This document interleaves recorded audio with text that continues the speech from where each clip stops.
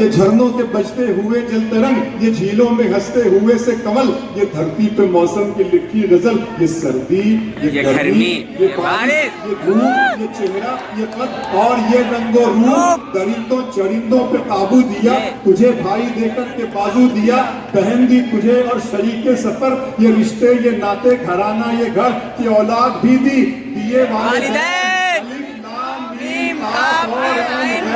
ये अपनो जहानत, शऊरो नजर, ये बस्ती, ये सहरा, ये खुशकी, ये तर, और उस पर किताबें हिदायत भी दी, नबी भी उतारे शरीयत भी दी, गरज के सभी कुछ है तेरे लिए, बता क्या किया तूने मेरे लिए,